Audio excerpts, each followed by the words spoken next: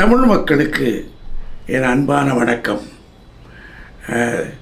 தம்பி ராஜாவை பற்றி ஒரு தவறான செய்தி நம்முடைய ஊடகங்களில் போய்கொண்டிருப்பதை நான் காண்கிறேன், கேட்கிறேன். யாரோ ஒரு தாய் அறிந்தோ அறியாமலோ அவரை பற்றி ஒரு தவறான கணிப்பிலே இந்த செய்தியை வெளியிட்டிருக்கிறார்கள். அவர்களுக்கு ஒன்று சொல்லிக் கொள்கிறேன். ராஜா என்னுடைய பண்ணையிலே 45 ஆண்டுகளுக்கு மேலே இருக்கிறார். அவர் எப்படிப்பட்டவர் என்பது எனக்கு நன்றாகவே தெரியும். என்னுடைய பிள்ளை அது. ஜாதிகள் இல்லையடி பாப்பா என்ற பாரதியின் சந்தத்தை அவருடைய சிந்தையில் ஏற்றுக்கொண்டவர். அவருக்கு இப்படிப்பட்ட எண்ணங்கள் கிஞ்சித்தும் இருக்காது என்பதை நான் சத்தியம் சொல்லியே சொல்லுவேன். ஆனால் அப்படிப்பட்ட மனிதரை ஏதோ ஒரு தவறான கணிப்பிலே, அது ஏன் அப்படி கணிப்பு ஏற்பட்டது என்பது எனக்கு தெரியவில்லை.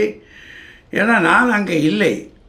நான் இல்லாத போது நான் எதையும் உறுதிப்படுத்த முடியாது. ஆனால் அவளுடைய மனசுக்குள்ளே ஜாதிய உணர்வோ அதை பற்றி சிந்தனையோ கிஞ்சித்தும் இல்லை என்பதை நான் 4000 கோயிலில் சத்தியம் பண்ணி சொல்லுவேன். ஆனால் அவரை பற்றி இப்படி சொன்னது உள்ளபடியே எனக்கெல்லாம் மிகுந்த பெரிய வருத்தம். எங்களுடைய பண்ணைகளை யாருமே அப்படி இல்லை. அப்படி வளர்ந்தவர்கள் நாங்கள் யாருமே அப்படி இல்லை. ஏன் இந்த தவறான கருத்து வந்தது? அதற்கு இத்தனை ஆர்ப்பாட்டம் வேறு இருக்கிறது என்பதை பார்க்கிற போது நட்பை விட பகைமை மேலோங்கி இருப்பதை காண்கிறேன். இது தமிழர்களுக்கு நல்லது அல்ல.